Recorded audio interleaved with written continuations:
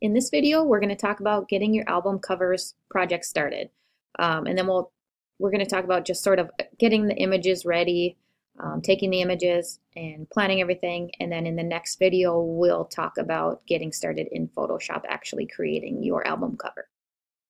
So first, you need to decide, if you haven't already, what album cover you are going to recreate. You can choose one from your favorite artist, but it doesn't have to be your favorite artist.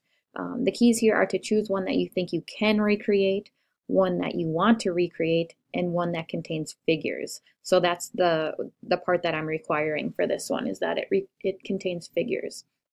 The one that I chose to recreate is this one from Linkin Park. They're not necessarily like my favorite group or anything like that, but I thought it would be kind of fun to do the silhouettes of myself. For this one, I could have chosen to photograph 6 different people. There are 6 figures in this picture, but I chose to make myself each one of these figures. So that's the route I took, but you could do either way. So you can take pictures of other people if they're okay with that, or you can use pictures of yourself. But you would need to take those pictures specifically for this project, if at all possible.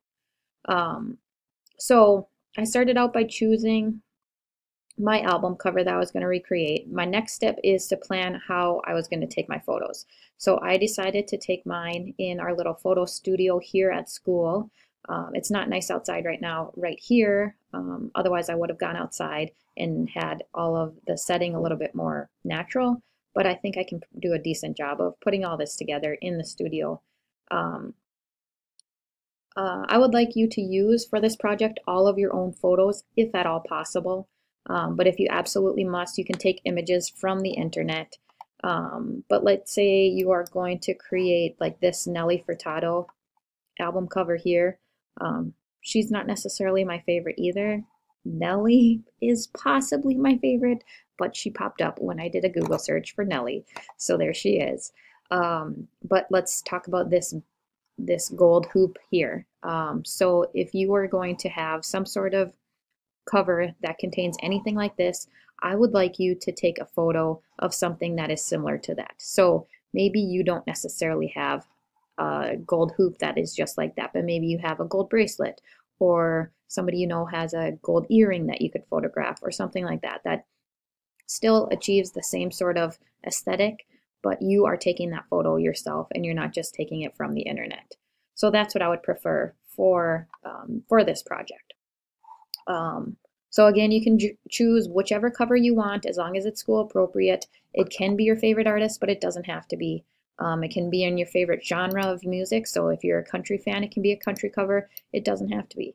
And think about what sort of aesthetic you are going for as you are choosing your cover. So of course, this is sort of a little bit lighter and happier as compared to, something like this, which is a little bit maybe angrier, right? So just think about those things as you're choosing one. Like I said, I chose this Linkin Park one, not necessarily because they're my favorite group or anything like that, but just because I wanted to recreate this one. Okay, so I took my photos, and you're going to do the same, right?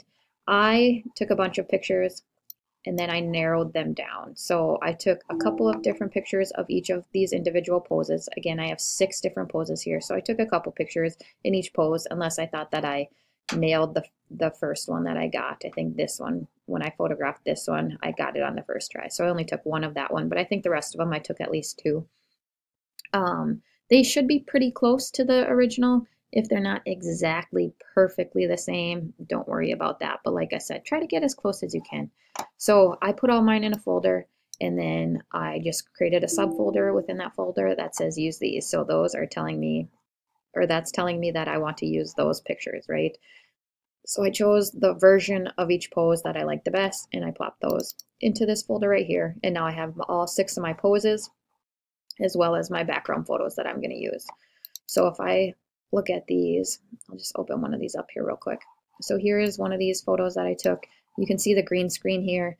I'm going to select the image of myself out from the photo, so I don't need to worry about the background. That's not a big deal. And the way I had my tripod set up, it was a little bit at an angle, which is fine. I can edit that and fix that in Photoshop. No big deal there. So Now I have all of my images ready to recreate my album cover.